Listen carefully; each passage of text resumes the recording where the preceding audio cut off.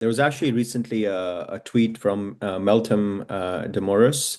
I think she runs a VC firm called Crucible VC, and she talked about how DePIN as a category has like a lot of issues. Just because you're able to crowdsource data doesn't mean that that is a useful thing to do.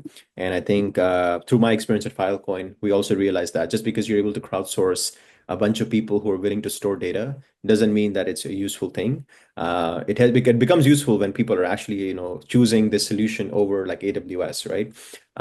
So our thesis is that the reason why someone is not choosing Filecoin over AWS or a deepened service over an existing Web 2 or traditional service is because the risk is too high, right?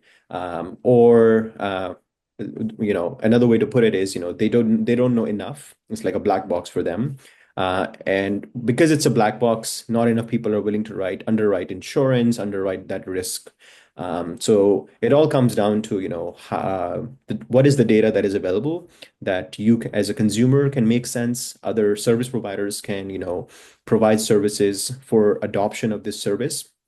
And yeah, so I think that's how we think, the data AI coordination layer there, where we believe that, okay, in a DePIN network, you won't have a customer service department. So you will have a bunch of AI agents. I think that makes sense. It's not hard to believe.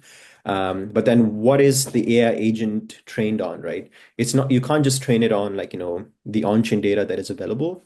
You have to train it on off-chain data. So in the case of, let's say, Filecoin, you need to know retrievability rates. You need to know data transfer speeds. You need to know what kind of energy are data centers using in their operations. And all of that information is critical for someone to underwrite insurance, right, or at risk. So I think those are the kind of things we're really bullish about. And so we see this data bottleneck, which we experienced firsthand at Filecoin, it's still unsolved. The world of like DePIN verification, the problem with DePIN verification is still unsolved. And so I think I believe that more people should start more networks and more DePIN services. But I think we have this like baseline fault of both centralization and lack of access to data that we need to solve for. So we are talking about trust metadata. Is that a Yeah. good representation? So if Yeah. I take the new coin metaphor and the kind of like design space we both have been talking a lot about, I would Hmm. say it's the idea is you create the minute you create a system that is both abstracted, open, permissionless, anyone can join, anyone can participate, you Hmm. create an opportunity, you create a risk. And so there are different ways to mitigate that. One of them is proof of stake. So you create a game theoretical pressure where a node provider is going to stake something, and if things go wrong, they get slashed. That's the whole eigenlayer thesis. That's the whole, most of blockchain, starting with Bitcoin, started with Hmm. that. When you get into a world where DePIN is very diverse, very heterogeneous, it becomes more difficult to apply this kind of things, and also things become also much more atomic, like much more like fractionalized. And so applying staking into just like one interaction on a DePIN network becomes difficult. And so what Hmm. you are saying is that the use of AI here is to provide this safety mechanism that is made of predictions where not only you can predict, not only you can have some game theoretical pressure, which I'm sure can happen at some layer of like aggregation, kind of how insurance works. You Yeah. have an insurance company and they kind of abstract risk into an asset and then they Hmm. financialize that asset. Here you are saying for DePIN, you are adding a layer that grants to this decentralized network, this truly decentralized internet. So we are talking about moving from the internet of operators. Like today we have internet service providers, and you kind of trust them because they have a brand and they have like or a cloud like Amazon, to a world that is much more distributed, much more anonymous, much more abstract. And Hmm. therefore, you need to go much deeper into the definition of like what's a good operation, what's a good network provider, what's a good infrastructure provider. And this is also true.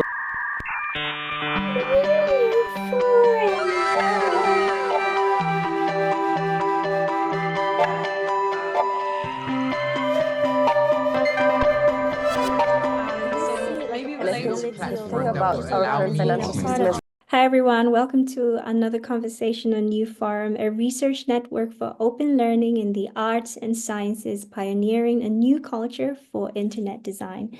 Today, we're joined by RG, who is the co-founder of Reppo Labs, and we're super excited to hear his views about how the space is evolving at the intersection of AI and Web3. And so, welcome, RG. We're super excited to chat with you today. Awesome. Yeah, thanks so much for having me. Yeah. I'm so curious. So there's this obviously buzzword going around, agents, agents. What do you think about it? Are you excited about the future of agents? Are you scared? Are you anxious? Any thoughts on what you think this is gonna evolve to? Is it just like a wave that is just gonna go at some point, like we had with DeFi, we had with DAOs or NFTs? Or do you think this is really here to stay and it's the future? Yeah, that's a good question. I think the way I see it is, at the end of the day, like the way I think about AI is just like it's an interface to interact with like, knowledge and data. That's like really what like LLMs do. So, and then agents are just a layer on top of that that allows like, add like an execution kind of ability, right? Or like an execution function. So to that extent, yes, I think, the good thing is, agents are not just being talked about in like, Web3. I think there's like, Web2 or like just general companies, in the broader tech space are both being funded and, they're actually making money. So I think it makes sense, essentially. But so I'm not exact. I think for like, I do hear a lot of people who are anxious or who are kind of scared. I think, yes, I think it's definitely going to impact a lot of jobs, which I think were redundant in, one way or another. I think like some of the areas that I see having most impact are kind of like financial analysis or consulting and things like that, where when you allow some sort of AI to talk directly to a database and consume information, I think all you need is a decision maker and you don't need all the intermediaries in the middle. So yeah, that's my perspective. Yeah. Cool. And so, can you tell us a bit about the protocol, about Repo? How does it work? Like most simple, and then we can get deeper to it. Yeah, sure. So I think the way we think about Repo, it's a resource coordination layer. So to build AI, you broadly need four resources. You need data, you need like financial capital, you need infra, and then you need kind of collaboration capital, right? So agent to agent collaboration or human AI collaboration. I think that's how we think about it. And so we're essentially building a way using intents and IP co-ownership to kind of enable that resource coordination amongst different agents where agents I'm referring to like more like like not just AI agents but like humans as well. So that's what Repo is. We're starting out with like the data AI coordination layer, which we also sometimes refer to as the consumable data layer. Our perspective is that in today's world, or like in today's industry, there's a lot of platforms to build AI, to deploy AI, and every other person is like, hey, like my platform is the best place to build AI. And maybe it is, but I think the missing piece we see is like, the data or like, yeah, like the data layer where AI agents should be able to access whatever data they need without permission, doing real-time price discovery and all that stuff. And so essentially that's what Repo is focused on today. And we believe that in the near future, we that will be the biggest unlock because today we're bottlenecked by the same data pipelines and we're just changing the wrappers and the UI. But like the underlying, data is the same, where everyone's consuming the same on-chain data, everyone's consuming the same data pipelines. And if you really want to innovate and have AI agents do something unique and different and tangible, you do need to like give the agent or access to novel yeah, ingredients, so to say. Yeah. When you talk about AI and data coordination, are you talking about data for training, for fine-tuning, for RAG, for accessing, services on the fly, inference time? Like, what kind of coordination? Yeah, so so far we've done inference time coordination and more like on the fly. So a good example that we recently built a swarm of AI agents for the Glow protocol. So the Glow protocol is like a DePIN for solar farms, and they actually are the highest and like earning revenue DePIN.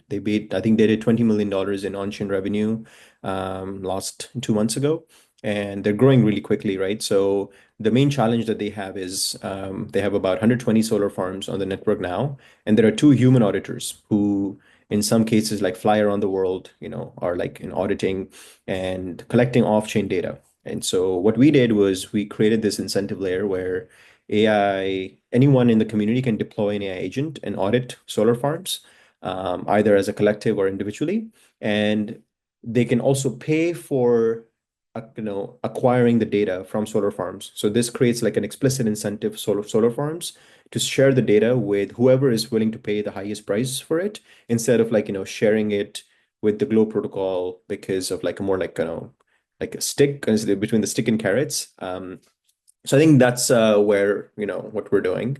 Yeah, I think once you have like the coordination layer built out, it's very like its application is more generalist, so you could use it for RAG purposes or fine tuning.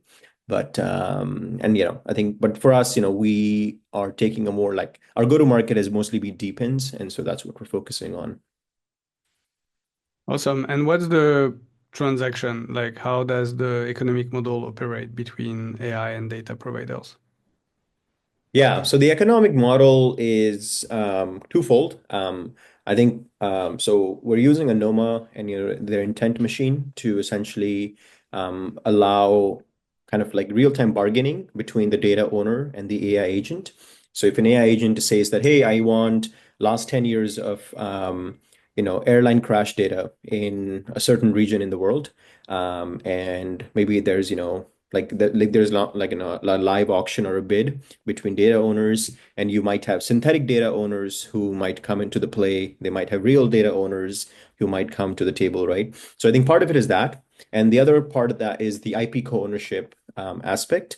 So at Reppo, we built out like a protocol that allows you to kind of have kind of on-chain provenance of ownership of IP created, and co-ownership. I think co-ownership here is very important to highlight because I think the way we think about co-ownership is it's ownership into something that is yet to be defined.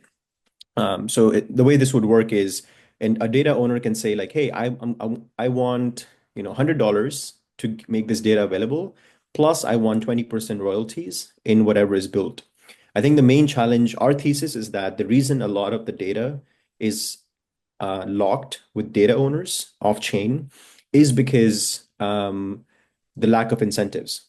We believe that there's always a price, the right price, and the main concerns. Once you address the concerns around privacy and security, you still have to address the concern around the upside that a data owner would get.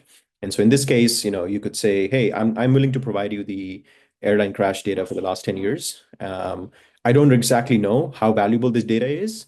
And I don't want to be like, I don't want you to do an arbitrage. So what I'm going to do is I'm going to make it available to you for whatever OpEx I'm incurring. And then I want 20% ownership in the derived IP assets. And I think from that perspective, Reppo's approach is very different from what virtuals or other kind of IP co-ownership or AI co-ownership protocols are doing, because they define ownership kind of post-production, right? So I built something, and my thing is going to make money. And so now you can, get ownership in it. I think that's one way to do it. I think what we're focused on is, it's like if you are a chef and you are acquiring ingredients from, a bunch of people, um, and you're gonna basically like, you're acquiring ingredients for 1x and you're gonna sell it for 10x. Well, our approach is like, the farmers should be able to like, get the upside as well. And I think we're trying to use IP co-ownership as a way to allow everyone who is part of the production cycle to share the upside. Yeah. And so Web3 is known for this sentence, can't be evil. Is there a way to enforce those kind of mechanisms by saying, the model and the data are kind of part of an environment where it's like code is law and you cannot even like violate the agreements? Yeah, exactly. Yeah, I think so. I think that's why, we are taking a very systems approach and building the different components end to end. So in this case, the way this looks like is, let's say you're a data owner, you can come to Reppo and you can say, hey, here's my data set. You're not going to upload it. You're going to describe, what the data set is. And you're going to say, I want 20% ownership in whoever uses it and whatever they build. And from there on, the Reppo network sort of takes care of everything. So, making sure that you have full visibility as well as provenance on who is using your data, the royalties that are earned that are automatically transferred back into your wallet. You don't have to actively manage. And I think all of those pieces are critical. And similarly, on the builder side, we've done the same thing where we're using a V tokenomics model. So the community is actively holding the builders accountable. And if they try to cheat the system, they will be penalized, not just in terms of the reputation, but also in terms of, the money or the future revenue that their AI agents are going to generate. So yeah, from that perspective, we have taken a very kind of like systems approach, both taking care of like the UX, where you as a user don't have to do much apart from just like, expressing your intents. And on the other side, as long as as long as you're willing to take some risk, the system works for you.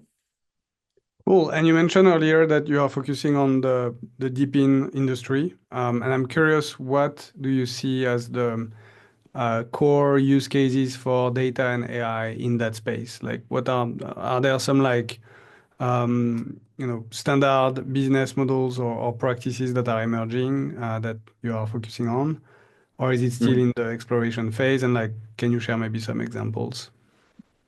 Yeah, no, I think this is very timely. So there was actually recently a tweet from Meltem Demoris. I think she runs a VC firm called Crucible VC, and she talked about how DePIN as a category has like a lot of issues. Just because you're able to crowdsource data doesn't mean that that is a useful thing to do. And I think through my experience at Filecoin, we also realized that just because you're able to crowdsource a bunch of people who are willing to store data doesn't mean that it's a useful thing. It becomes useful when people are actually choosing this solution over like AWS, right? So our thesis is that the reason why someone is not choosing Filecoin over AWS or a DePIN service over an existing Web2 or traditional service is because the risk is too high, right? Or another way to put it is, they don't know enough. It's like a black box for them. And because it's a black box, not enough people are willing to underwrite insurance, underwrite that risk. So it all comes down to, what is the data that is available that you as a consumer can make sense. Other service providers can, provide services for adoption of this service. And yeah, so I think that's how we think, the data AI coordination layer there, where we believe that, okay, in a DePIN network, you won't have a customer service department. So you will have a bunch of AI agents. I think that makes sense. It's not hard to believe. But then what is the AI agent trained on, right? You can't just train it on like, the on-chain data that is available. You have to train it on off-chain data. So in the case of, let's say, Filecoin, you need to know retrievability rates. You need to know data transfer speeds. You need to know what kind of energy are data centers using in their operations. And all of that information is critical for someone to underwrite insurance, right, or at risk. So I think those are the kind of things we're really bullish about. And so we see this data bottleneck, which we experienced firsthand at Filecoin, it's still unsolved. The world of like DePIN verification, the problem with DePIN verification is still unsolved. And so I think I believe that more people should, start more networks and more deepen services.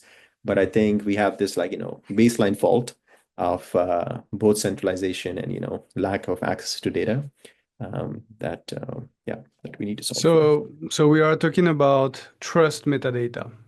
Is that a Yeah. good representation? So if Yeah. I take the new coin metaphor and the kind of like design space we both have been talking a lot about, I would Hmm. say it's the idea is you create the minute you create a system that is both abstracted, open, permissionless, anyone can join, anyone can participate, you Hmm. create an opportunity, you create a risk. And so there are different ways to mitigate that. One of them is proof of stake. So you create a game theoretical pressure where a node provider is going to stake something, and if things go wrong, they get slashed. That's the whole eigenlayer thesis. That's the whole, most of blockchain, starting with Bitcoin, started with Hmm. that. When you get into a world where DePIN is very diverse, very heterogeneous, it becomes more difficult to apply these kind of things, and also things become also much more atomic, like much more like fractionalized. And so applying staking into just like one interaction on a DePIN network becomes difficult. And so what Hmm. you are saying is that the use of AI here is to provide this safety mechanism that is made of predictions where not only you can predict, not only you can have some game theoretical pressure, which I'm sure can happen at some layer of like aggregation, kind of how insurance works. You know, you have Yeah. an insurance company and they kind of abstract risk into an asset and then they Hmm. financialize that asset. Here you are saying for DePIN, you are adding a layer that grants to this decentralized network, this truly decentralized internet. So we are talking about moving from the internet of operators. Like today we have internet service providers, and you kind of trust them because they have a brand and they have like, or a cloud like Amazon, to a world that is much more distributed, much more anonymous, much more abstract.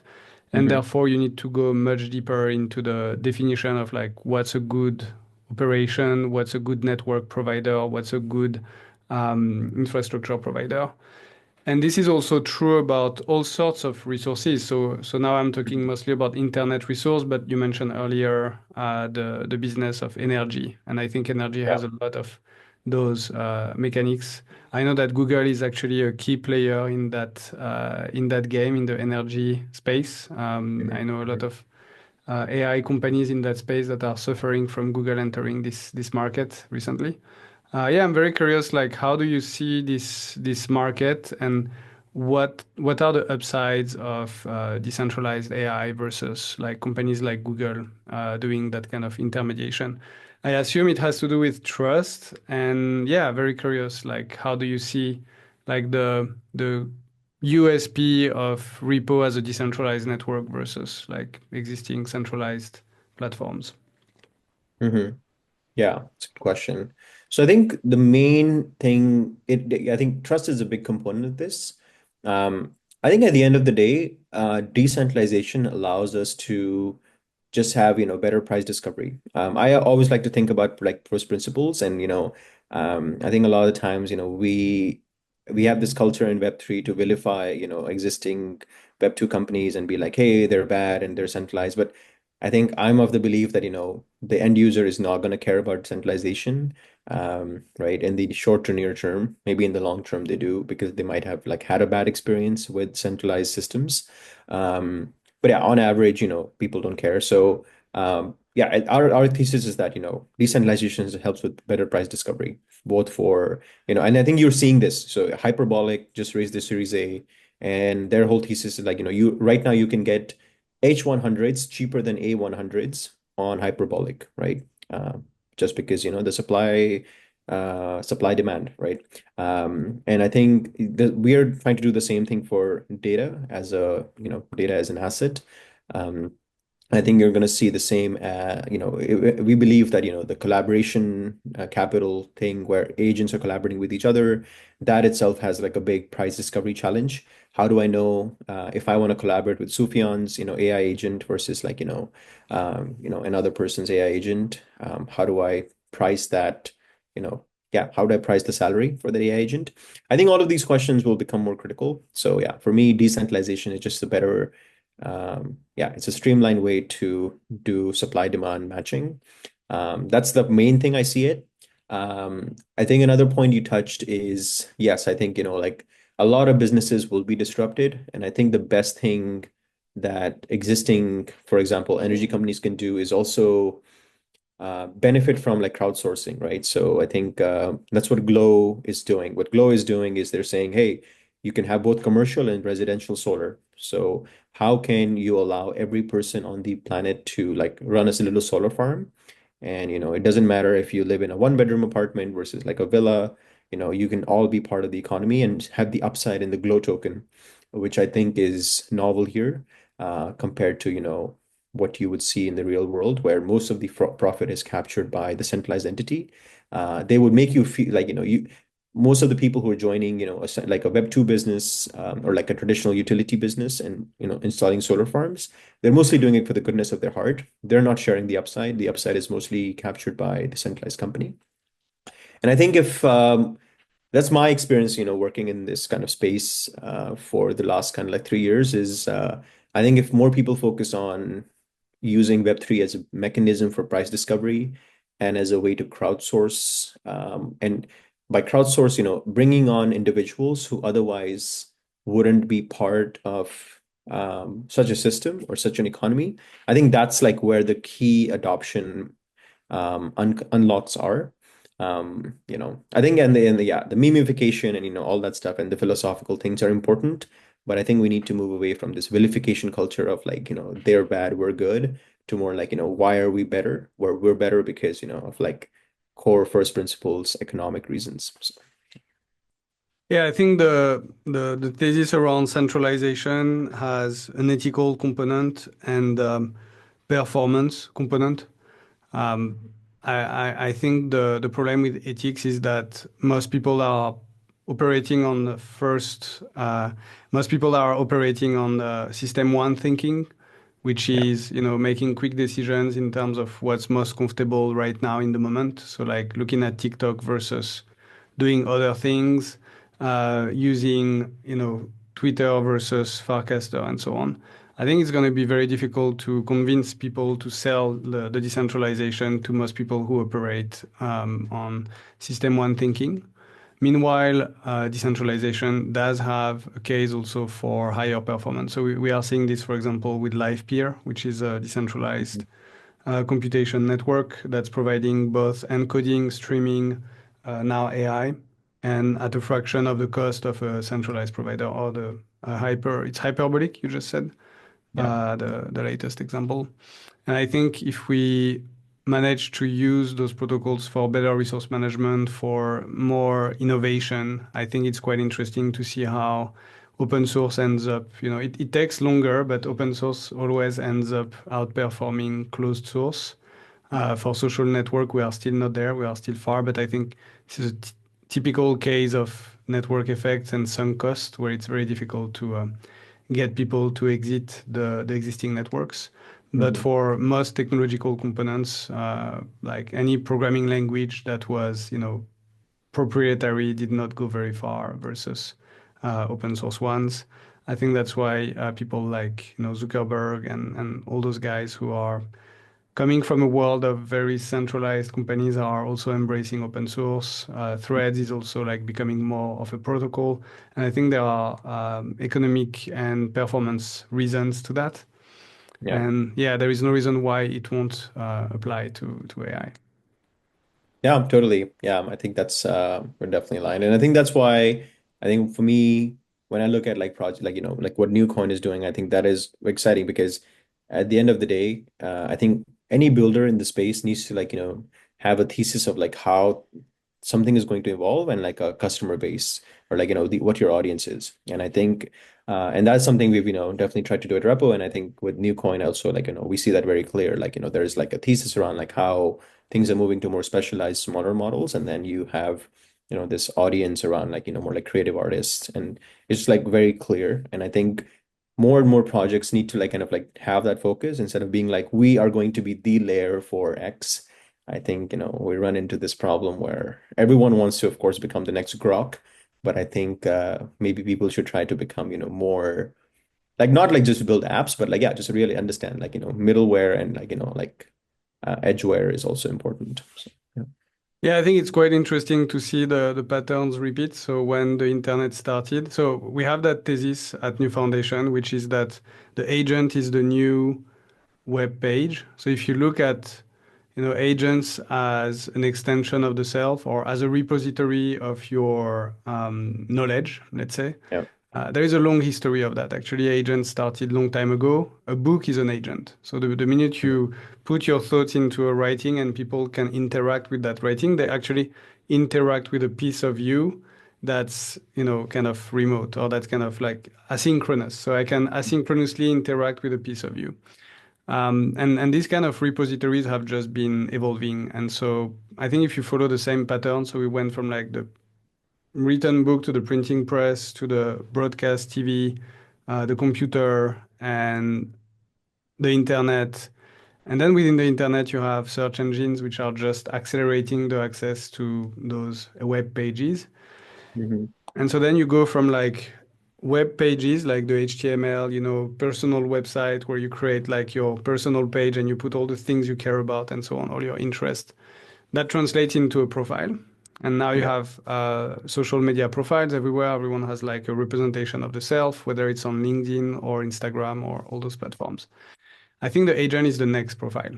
It's like the place where you say, I'm going to put my data, I'm going to put my knowledge, and whomever wants to access it asynchronously and interact with this kind of simulator of myself.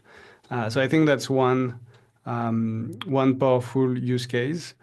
And the question becomes, okay, if everyone has an extension of the self, should that extension be owned by one company, or do we want to have a more diverse? And that's where I love the DePIN thesis in general as a concept, which is a world where there is a lot of like situations that operate like that. Do you want to be completely reliant on a bus or a train system, or do you want to have your own car?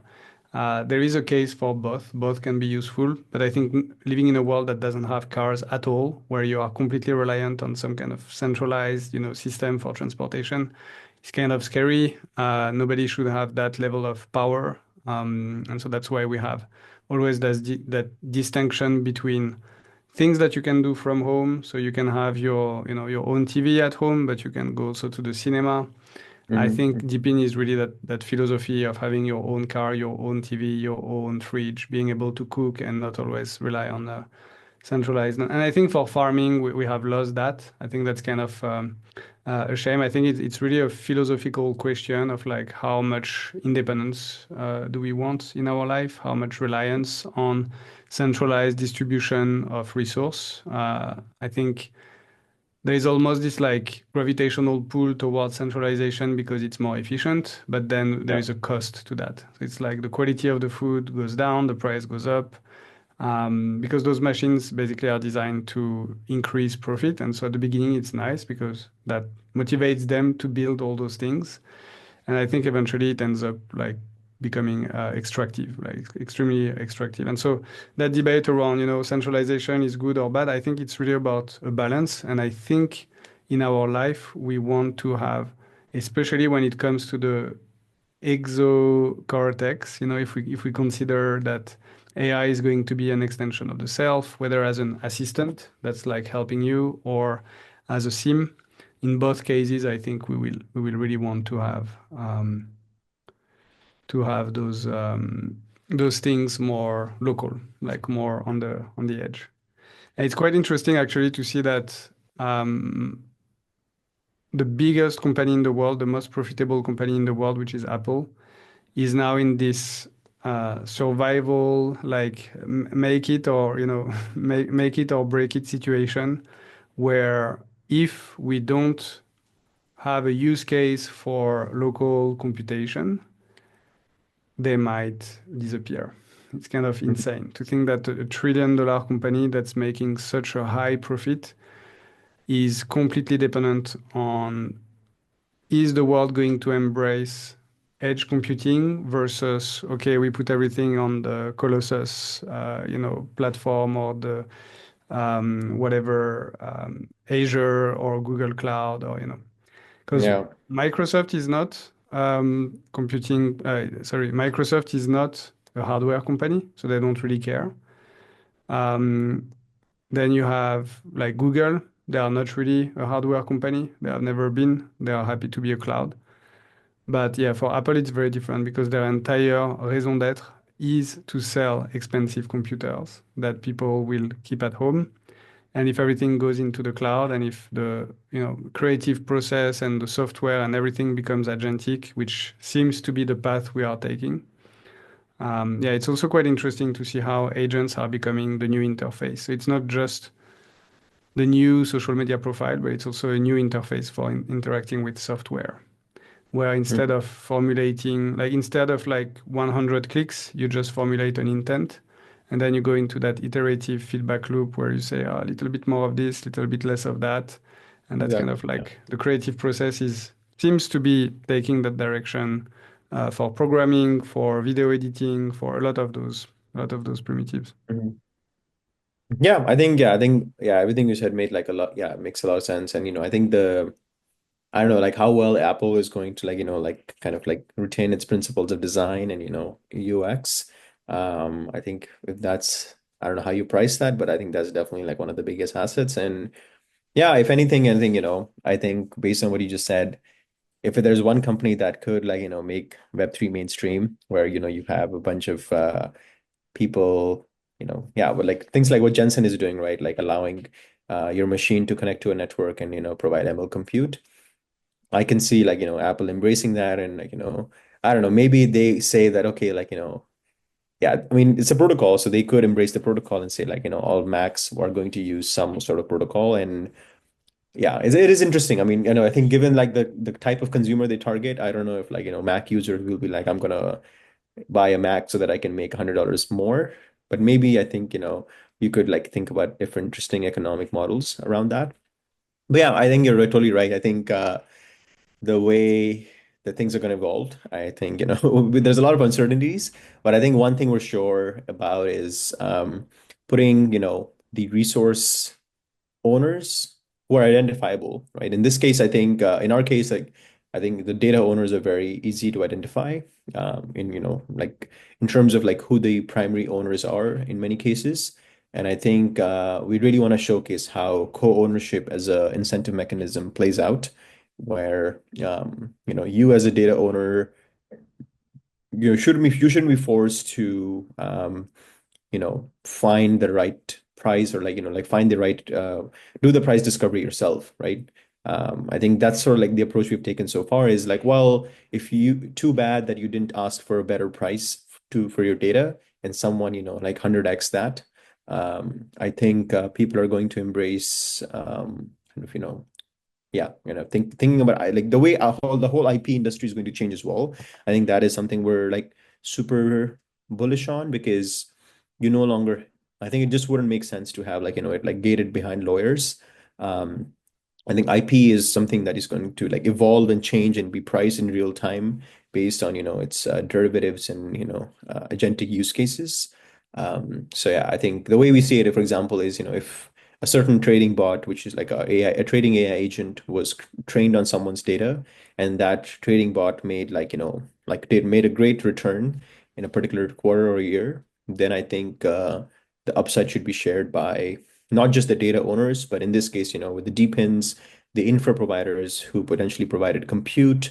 And I think that's where really I think it comes down to pricing models and business models. Yeah. Yeah, I'm curious. How do you see the timeline to? So we call this at Newfoundation, we call it the new economy, which Hmm. is this economy where the intent gap has been so pushed so much forward that we end up having an economy that's fully based on energy. So it's like Hmm. whatever you want, and there was this like great quote from Naval, I think a few years ago about, if everyone decides to become a scientist, like if everyone starts to graduate from hard science, we would live in a world that doesn't have any limitation in terms of resource. Like everything would be unlimited, food would be for free, everything would be for free, and so on, which I believe is true. If we advance, technology to that point, we would be able to abstract, first the extraction of resource, the agriculture, doing clean agriculture using robots. And so then at the end, the only bottleneck is energy, but I think energy can be also using human creativity and AI creativity. We can eventually, so at the end, it's just creative energy. Like the whole economy is going to be creative energy. What do you think is the timeline for that? And I feel you are very deep in that space because Yeah. that's kind of what you have been working on. Is it I a mean, 5 years thing? Is it a 50 years thing? Is it a 500 years thing? What's your take? I think it's like 4 to 6 months, right? I think we're launching our first app. So yeah, based on this, like we're launching our first app, which like looks like a Shark Tank. So the way it looks like is it's very simple. It's like pitch, build, invest. You can be someone who has an idea. Right now, imagine, all these people writing on Twitter threads like, hey, if someone builds this AI agent, blah, blah, blah. What we're building is a way someone pitches something and they, assign that like, an IP co-ownership, kind of, yeah, like they basically describe like, how much they want to own of what someone builds. We look at them as a context owner. So, really like it's like you can call them as like a creativity owner as well, right? And something like that. And then you have a bunch of builders who collaborate and pick on, context, and transform that into something that's more of like an IP or something more tangible, um, or intangible. And yeah, and then you have a bunch of people who are investing into applications or agents or groups of people. So from that perspective, this dApp looks like something which is on a scale of like pump.fun to echo.xyz. This is somewhere in the middle. And yeah, I think, this is exactly where I think we are playing, where we think that, there is no way for people to price creativity, for people to fund creativity, for people to, just express themselves. They're yeah, at the end of the day, like when we think about pitching, right? If you pitch for an idea, you basically are someone who has context and you have knowledge about a certain domain, but you are trying to, take a creative approach, to solve a problem or iterate on the status quo. That's my definition of like, creativity. From that perspective, I think the avenues today for someone who's like, self-proclaimed creative to find collaboration capital, find financial capital. Yeah, it's kind of like meek from our perspective, and you need to make it super simple for them. In some ways, I think ChatGPT has done that for people who are writing and maybe artists, but that's just like a very narrow set of creatives in the world. I think a person who, I don't know, like a person who is like does like Parker, like what is it called? Like what you like jumping buildings. Like that person is a creative, right? Or someone who like does another art form is like another creative. So I think that's another challenge that I think we're facing as a society, really, where I think we're letting like ChatGPT or like OpenAI and like some of these companies define what creativity is, and then like let them guide how AI makes you more creative. So I think yeah, I think what we need is um, a better kind of like mechanisms, both incentive mechanisms as well as kind of like collaboration mechanisms, to accelerate how people, um, yeah, like, think about disruption and all these things. So yeah, from that perspective, I think we're not, I don't think it's like a 5 year timeline. I think, I mean, many ways, what we're seeing with things like Truth Terminal or different agents, although they're like a little gimmicky in my opinion, but they are, like creative, right? Like if an AI agent can have its own wallet and it can make investments and make a return, I think that's a very creative thing to do. Um, or like an AI agent that I think I know someone who created like AI agent called Arto. So what that does, it basically you can send art to it, right? So like it could be NFTs, could be physical art, and it basically gives you tokens in return. by like, self-analyzing the quality of the art. And then it's like a whole community now, and it's fully like, autonomous. I think that's a very creative thing to do. So yeah, for us, Yeah, yeah, the creative, sorry, the new economy I'm talking about is the one where everything is automated. Like you just say, okay, I need, I want some food, and then like you have a drone that delivers the food to you, right. and potentially even for free. So like Yeah. fully automated. How much time based on the learning curve? So if you think about like, the progression of the world. So it took us Mhm. 500 years to go from the book to the internet. Mm, It took us 5 years to go from the internet to the web. It took us 3 years to go from the internet to the first search engines. It took us an additional couple of years to go to social media. AI was already kind of like mm, burgeoning at that point. Now we yeah. have gone from like the scaling hypothesis to those kind of more agentic systems like AI systems Hmm. within a year and a half. Now we are starting to see swarms of agents and so on. And now the innovation is no longer happening on like 500 years or 5 years or 5 months or five. It's literally every 5 days. Like if you're not on AI Twitter for 5 days, you miss out. Like for example, yesterday there was this announcement from I think it's Berkeley who Yeah. built an open source version of O1, and they released the code and you can train it for Hmm. $450 or something. This happened just yesterday, and the week No. before that you had that paper from China, trying to recreate O1, and you have, DeepSeek V3, you have this, you have that, you have NVIDIA. It's very difficult to keep track. So in that context of like we are almost in this vertical like innovation curve, like Mm, how many years do you think it will take to build the robots and to organize all the coordination mechanisms and so on to be in a world where, we don't have to worry anymore about even like working and resource and like this kind of fully automated, like everything becomes energy basically. It's just a matter yeah. of energy.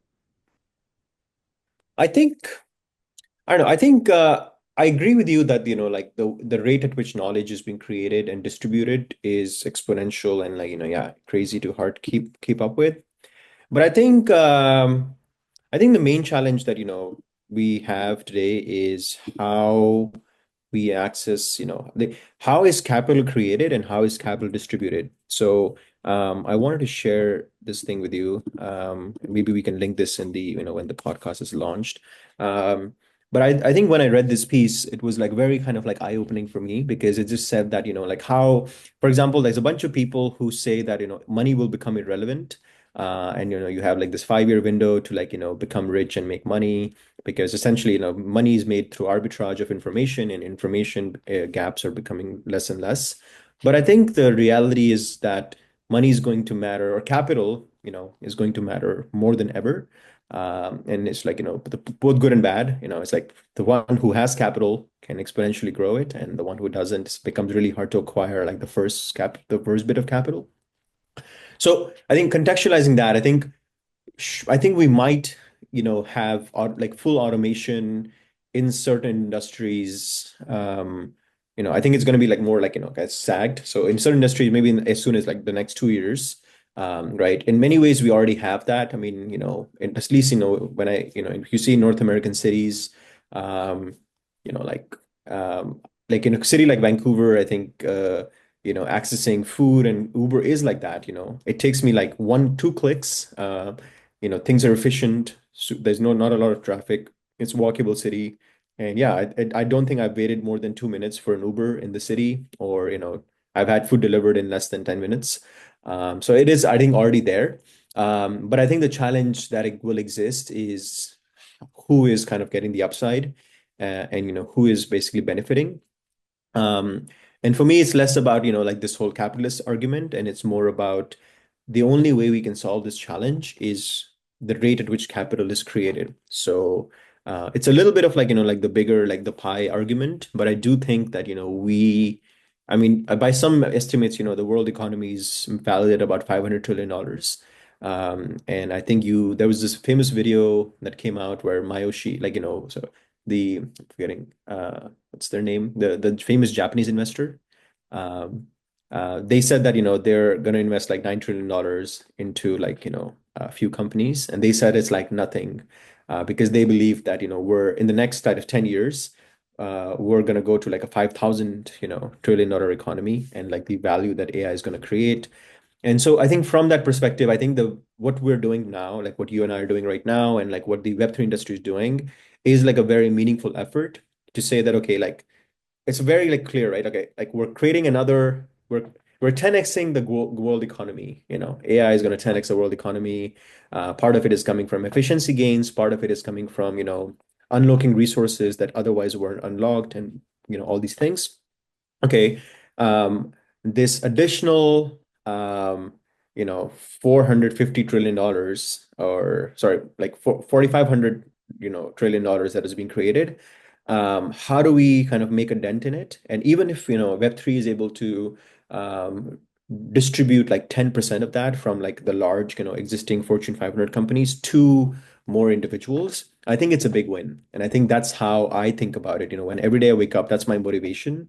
I don't think, Web3 is going to, I think if we believe that, oh, we're going to take over Apple, Microsoft, like these companies, I think that's like a little like, um, it's a little like jaded view. I think our ambition should be those, but I think the context should be this, right? Like it's like we're creating so much more capital, like so much more value will be created, and I think how do we build systems so that the average person who has a laptop and whatever they have today, whatever capital resources they have today, can capture a share of that $4,500 trillion. I think that's like a very basic thing, and so I like data ownership, infra ownership, your kind of time ownership, capital ownership, all of that plays into that. Creativity ownership. I think all of that plays into that. I don't know like what's going to happen after we create that, for 10x or 100, like, maybe it's like the next thing is, we continue down the like cycle. Maybe the next thing is we try to emulate the same thing on a different planet. Right. So yeah, I think for me, like maybe that's like a bit longer, but I do think that, in the next kind of 2 to 3 years, the foundation is already there to build fully autonomous systems.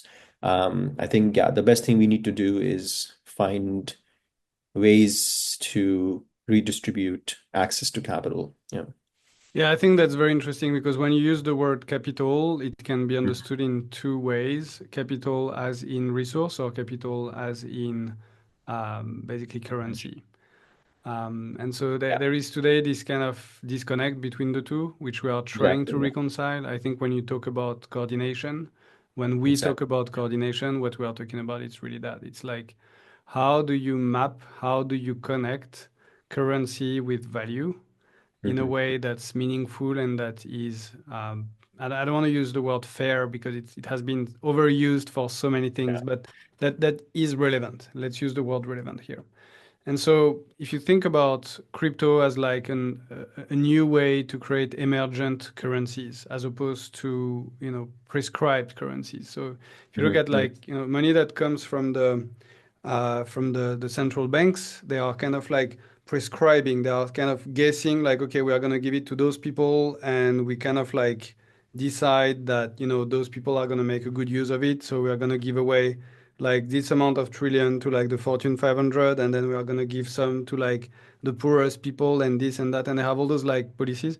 It's very difficult to do it well because, you cannot guess. And it's kind of that case against AGI being, emerging from like one central company. I don't buy that. I don't buy that any company, whether it's OpenAI or Google or any of those companies, will figure out how to do an AI that can be good at DePIN and energy and organizing self-driving cars, and it's not going to be a model able to do all of that. It's going to be an economy Hmm. made of an infinity of architectures of different programs that are different and that will coordinate and that will need Yeah. that coordination layer. And I think the same about finance. So all the things that are true about like Mm. value and capital are also true about AI. And if you look at what's happening right now in the crypto space, so the liquid markets are moving much faster than private investment, like VC funds and so on. And Yeah. you mentioned earlier eco, and I think there is a lot of that happening now, where people are saying, hey, why don't we just like, invest ourselves and create this kind of emergent, and that has been the dream since the ICO craze. I think the ICO Yeah. craze and all of that, and even meme coin to some extent.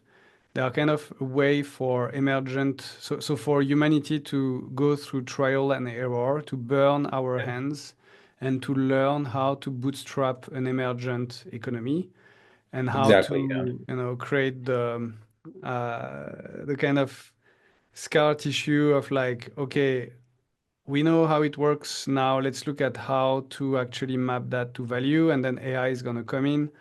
And yeah, I think that's very fascinating to see how we can move from a world where you have this like, domination of like one infinitely dilutable currency, that's the US dollar, and then all the other local currencies from each country kind of mimicking that behavior, Hmm.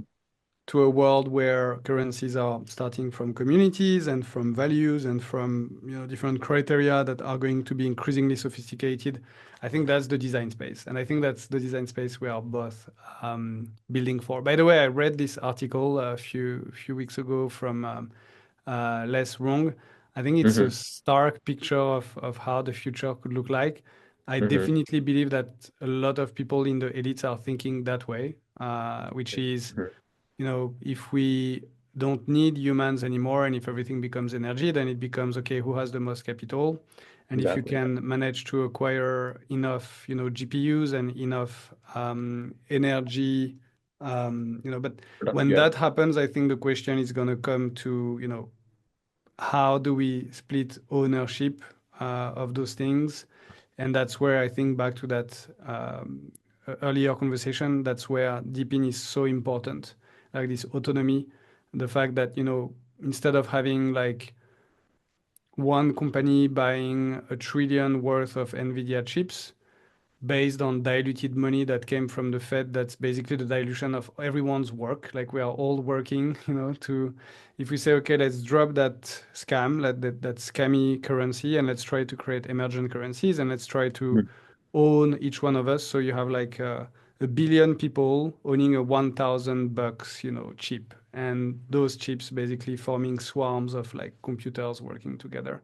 Yeah. Now you have a much more distributed power dynamics in the world, and that's again the same story. That's also a big debate around gun ownership. Like, should we trust, the centralized police, or should we also be able to defend ourselves? Those are like conversations we need to have, especially Yeah. when it comes to AI, especially when it comes to computing, because yeah, that future. Like, I read that article, and I'm telling you, I really don't want to see that. Yeah. And I think that's where I think again, I think for example, I think for me, so there's this definition of coordination that Sriram, the founder of Eigenlayer came up with, which is coordination equals communication plus commitment, right? And so from a very first principles thinking again as well, what you just said, I think with communication, I think what Web3 is can do and is doing is improving communication channels between machines and, just like in the digital world. And what I mean by that is like kind of closing feedback loops quicker, right? So with Echo, we raised like 500K on Echo in 15 minutes, right? So that was like way better than like, like being on VC calls for like 2 months. They would like take their sweet time, right? Because at the end of the day, it's all about feedback loops. They're looking for feedback loops where they're like, hey, like, do you have like on-chain transaction, blah, blah, blah. And what we were able to go to a bunch of people and say like, hey, this is what we're thinking. And so I think communication tools need to improve. And then commitment kind of avenues or commitment kind of layers need to kind of evolve, right? So I think for me, like I look at USDC or any currency as a commitment thing.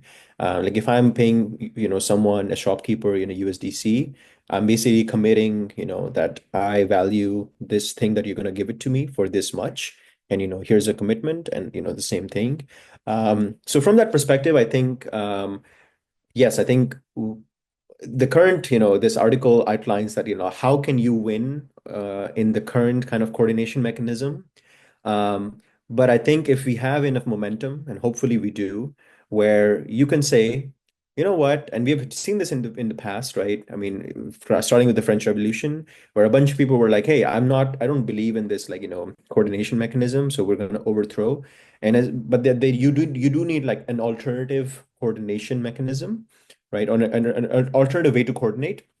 And again, if you agree that coordination equals communication plus commitment, as long as enough people are building better communication tools and protocols and mechanisms, and enough people are building commitment tools and protocols, and if companies like Repo exist, which are bringing those two together in like a novel way, then I think we are presenting the world a different coordination mechanism where the way we think about it is, yeah, like, we don't think that, repo is going to like completely like overthrow certain economies. But what we see is like, okay, if you're a data owner and you want to provide your data and get value from it, but you don't know how to price it, well, here's a solution for you.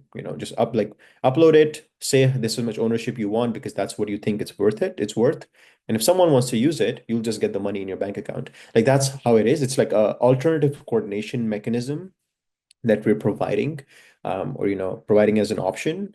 And I think the broader industry needs to work and society needs to understand why this matters. And I don't think, and that's where I think like what we're doing right now, and like new foundation, new coin foundation, and new foundation comes really in the new forum comes into the picture, because it's important to tell people why the current coordination mechanisms are broken, and they're biased towards certain sectors of society, and then educate them on new coordination frameworks. So yeah. Yeah, 100%. I'm very interested about how do you see the VC space right now. So I think eventually big VCs are gonna come. It's just taking longer, but probably by summer. Mhm. What's the and I love the fact that you had that experience with Echo. We are currently wondering also on our side what's the best approach. I've seen also that debacle recently with that project called AI Accelerate or something like that. Have you heard about this? Yeah, I mean, but then I don't know if they were on Echo, right? Like they were mostly No, no, like, no, no, but that's the whole point. It's like it yeah, seems yeah, that now there is an awakening from people saying like, hey, who should be the first ones to get in on a project? Should it be yeah, the big VCs, the influencers, or the real believers, exactly, and yeah. so on? And how do you define that? And how do you, organize and coordinate like the issuance of an asset of a network community like that? I think that's a very interesting topic that's happening in real time as we see people are starting to like wake up about like monitoring wallets and like keeping the privacy of like whomever is behind that wallet, but like looking at behavioral patterns, deciding of airdrops based on behavioral patterns and so on. I think there is so much Exactly, yeah. value in that. Like, and So it's a big open yeah, question. Yeah.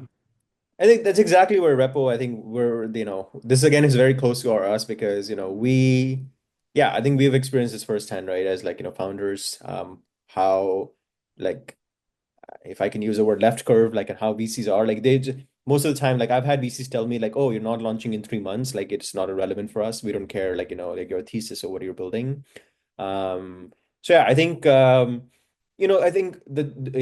just one comment on like, the VC space. I think in Web3, a lot of VCs come from TradFi. So they have like this market making mindset, like, and they're optimizing for certain things. And for them, crypto is just like another asset class, which is fine. I think we do need those people in, who bring this knowledge from TradFi and finance.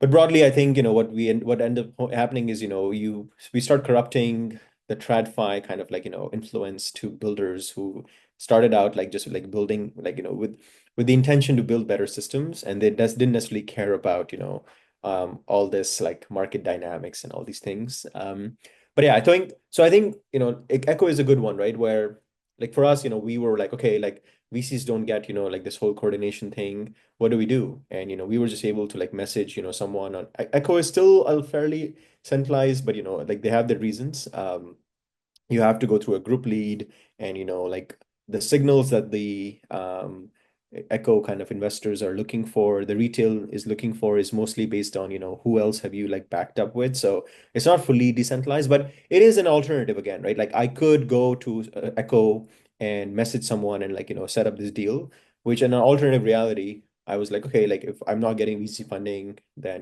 people, it becomes challenging. And so, and I think that's the same thing we want to do with a repo as well, where if you're building an application or an AI agent and you need resources, you need financial capital, data, or infra, or other people to join your effort. just come there. You don't need anyone's permission. Just go there. Then I think that's what we're excited about. So I think to your point, we need to build and invest and innovate more on the acquisition stage instead of just the deployment stage. I think Web3 has been obsessed with deployment. Like we're the most like fast finality layer, and we're like our TPS is like blah blah blah. I think, but I think in most cases, like that only matters if there's a lot of traffic, right? It's like you saying that, okay, like the doors to my shop are so efficient, or like, like the shop, like, floor is like so well designed. Well, none of that matters if you don't have consumers coming to buy things, right? And I think in this space we haven't like cared about like, the acquisition, not just like, like the marketing or like, how we invest in that, but like the acquisition channels, like, how are companies being bootstrapped, and like, who is funding them.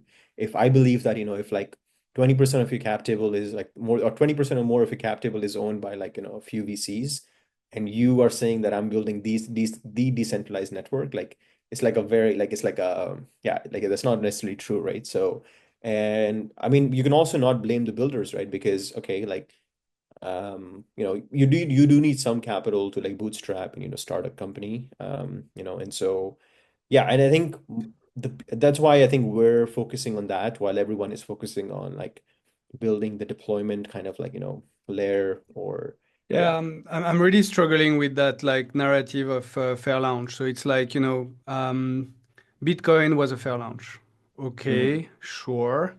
If you are not in Bitcoin during the years 2011 to 2015, you bought Bitcoin in the hundreds, if not in the thousands of dollars. Now it's like tens of thousands of dollars.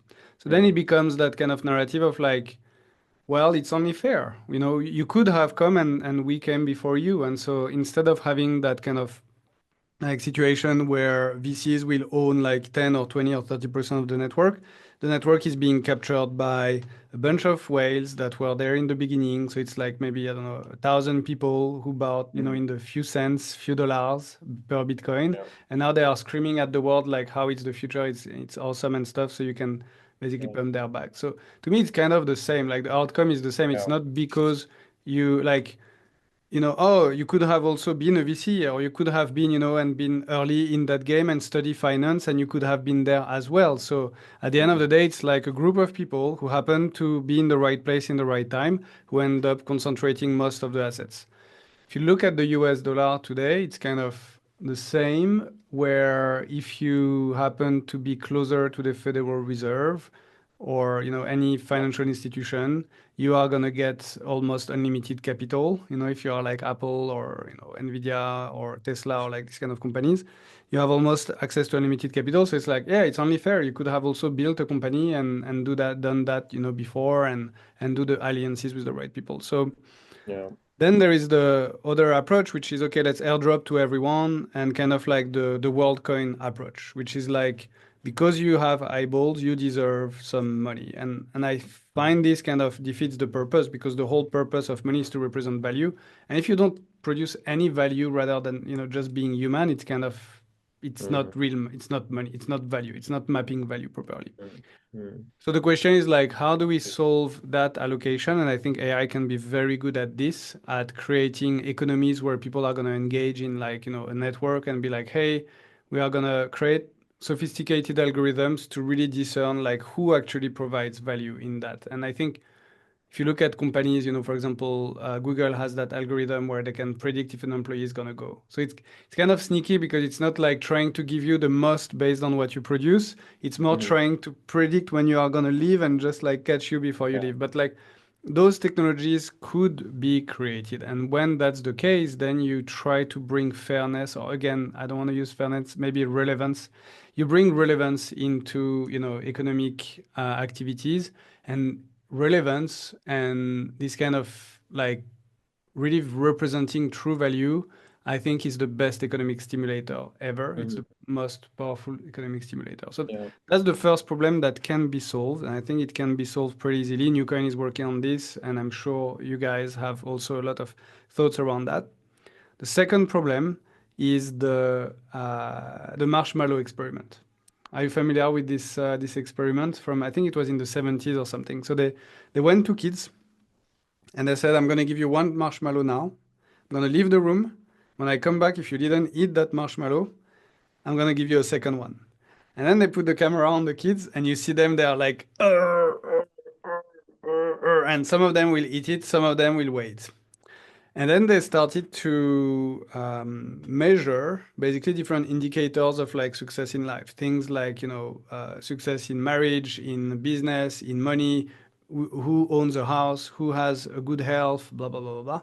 And they found a correlation between, those who won the marshmallow experiment versus those who didn't. And it's really that kind of like, system two thinking, the ability to like control your impulses, like impulse control.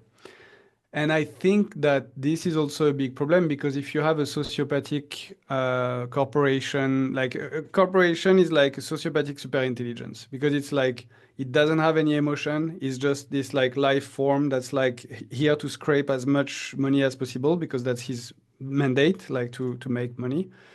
But when you have that kind of like an emotional entity that's, working or competing against humans with their emotions, then you end Hmm. up with like all those like, hedge funds and market makers and all this entire industry that's just like extracting resource just because it's very good at the marshmallow experiment, and it has time. It doesn't have a rent to pay, So when you go through a bear market where, companies that have launched their tokens, they don't want to stop. So they want to keep paying their rent. They want to keep paying the team. So they are going to dump their token at like lower and lower and like kind of lower price. Meanwhile, those hedge funds and all those like, liquid funds and so on are accumulating tons of it. Like this kind of mechanic, I think is also pretty hard to solve. The way we think about it on Newcoin is through the use of lockups, like for contributors, and kind of like forcing them to win the marshmallow experiment. It's not ideal, but I think like introducing this kind of parallel economy where you own an asset but you cannot take it out, but you own it, kind of what Hmm. some inheritance agreements, for example, operate, which is like Hmm. uh, you know some parents they write like how is it called inheritance contract where they say if you a will, I think it's called, Yeah. you will have it only if you are more than 18 and you are married and you have 3 kids or something like that. They create like those stupid rules, but I think it's quite smart actually. And I think that if we want to create a healthy economy that's resilient to those marshmallow experiment situations, Hmm. having mechanisms for allocation that gets as close as possible to true contribution, which is what we want to do with the watts, and adding on top of that this kind of like set of conditions or a buffer that prevents you from like liquidating all your tokens all at once, that can help educate people in terms of like, oh, actually if they didn't prevent me from selling, I would have sold at that price, but now it's actually at a Hmm. much higher price. And now, oh, okay, I'm getting financial literacy here. Like I'm learning that actually, waiting and stuff can be more profitable. And I'm sure there are ways to gamify that and to create like funny user experiences and stuff around that. Hmm. Yeah, I totally agree with you. And I think it's like that balance between having delayed gratification while building mechanisms for yeah, for like more like better price discovery as well. And so I think within, like within the one of the ways that we came up with in Repo is we came up with this term called FCUs, which kind of stand for kind of like these fungible kind of commercial units. Getting the C, but essentially the way it works is like you lock up some tokens, and you back something. But if you want to exit the position, the person who actually like got the backing doesn't need to, and like this is kind of like you see in the VC, right, as well, where if someone basically if I raise some money in exchange of my equity, and if someone wants to exit, I think you have like you in some maybe not in early stage, but like in more late stage, you have some like exit opportunities where someone can like exit. Um, without impacting, like sort of like the founding team or the company, right? And I think that is something, yeah, we need to think about more in blockchain or in crypto, where I think, you know, I think for some reason, and I think this is like my thesis from the very beginning, for some reason, like intermediaries or middleware gets a bad rep in the world of Web3.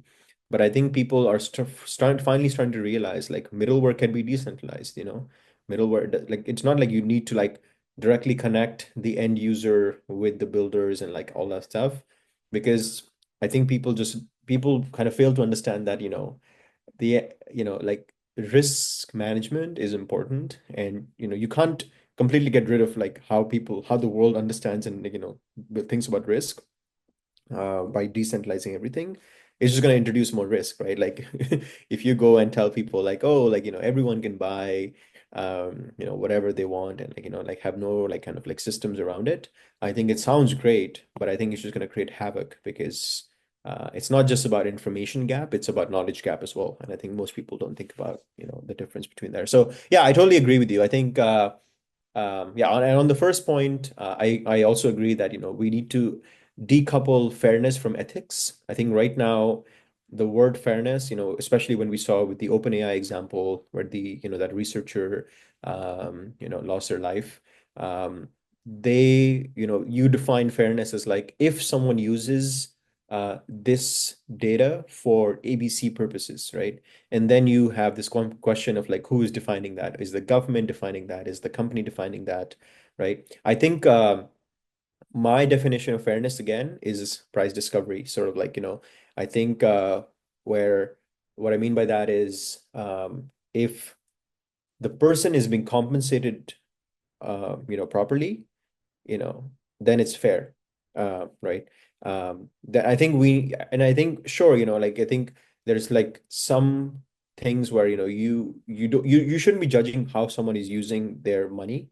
I think that is something that I think I definitely believe in, at some scale. But I think, yeah, I think so. I think fairness needs to be decoupled from ethics, especially in the world of AI. I think it's going to get very messy if we continue to like define fairness as like this is what it can be used for and this it cannot be used for, because I think this is good and this is bad.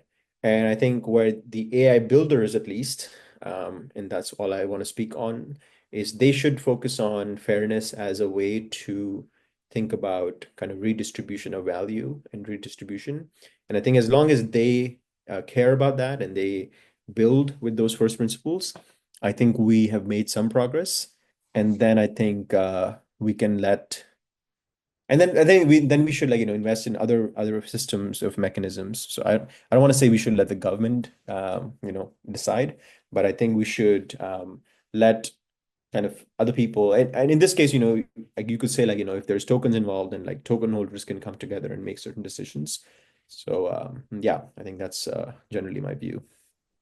Yeah, I think the battle here that has been the beginning since Web3 is like that design space between plutocracy and democracy. And I Yeah. think that's what, the concept of quadratic funding was made for. It's kind of one person, one vote versus one token, one vote. I think both are extremes. And then there is a design space. There is a latent space that needs to be explored between the two. With the what system, for example, what we do is we have this like logarithmic function where it prevents like total capture by a small, elite that recursively like captures all the watts. But I think like if it's just one token, one vote, then it's easy to just get a flash loan and to vote for like, a decision that benefits you and so on. So it's too vulnerable to these kind of attacks. I think adding staking into the mix and, Mhm. making people who do have skin in the game long term and so on is like also a big factor, because we want again that system two thinking. I think that's Mhm. really a big, when we talk about issues around money, people who are obsessed with money and who do anything for money. When we talk about sugar, people who get sick out of eating too much processed sugar. When we talk about social media, this kind of like addiction, ADHD, lower attention span. When we look at problems like video games, porn addiction, like all those problems in society, we actually don't realize that they all have the same root cause, which is, again, that marshmallow experiment, that system one Right. thinking versus, and Right. when you look at most philosophies, whether Western, Eastern, religions, and so on, they all have that kind of like storytelling around how to talk to your, more elaborate brain that's going to, just take a bit more time to, like impulse management, basically, like impulse management. Don't be too, like all the scenes and all those like things, they usually relate to that impulse management. And I think that good coordination mechanisms should have a gamification or an incentivization to to help people basically learn how to cultivate that system to thinking or that harmony between the two, basically. Yeah. No, it's fascinating. Yeah. Cool. Well, that was amazing as Yeah, always. super insightful. Before we wrap up, I have a question for directly to RG, but Yeah. Sofiane, you can obviously share. So we've talked a lot of we've discussed a lot of amazing concepts, visions, super exciting, also a bit scary. And I'm just super curious to hear. This could be our the last question before we wrap up. If you were to envision the Web3 XAI ecosystem in, let's say, 5 to 10 years from now, what do you think will be its most transformative contribution to society? Because I heard a lot about society, and there's been a lot of amazing concepts. But if someone was to tune in and they wanted to just capture that thing that would keep them going, motivate them, and inspire Mhm. them, what would it be? Um, for me, I think it's simply the ability to join the game. I think that's like what it is, right? I think as long as people believe that they can join the game and it's is even if they believe it's rigged, I think people should still believe that they can join the game.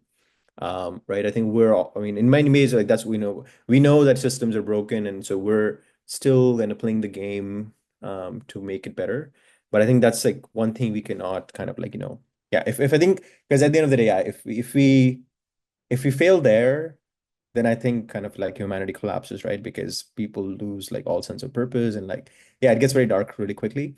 But yeah, I think so we need to, and there's two solutions to that. Either keep creating new games or keep working to improve the existing game. And that's how I see it. So yeah. Amazing. Thank you so much, Arju. Where can our Ooh. listeners find you on your social if they wanted to like follow you, check out what you're up to? Yeah, I'm at RG Repo on Telegram. And then, of course, if you message Reppo Network on Twitter, you can access me there. Yeah, I think those are the two places I'm most active. Yeah. Amazing. Thank you so much. Thank you, Sofiane. Thank This you, was Arji. Take good yeah. care. See you. Thank you Thank so you, much, guys. Salimi. See you. Ciao, ciao. Bye bye.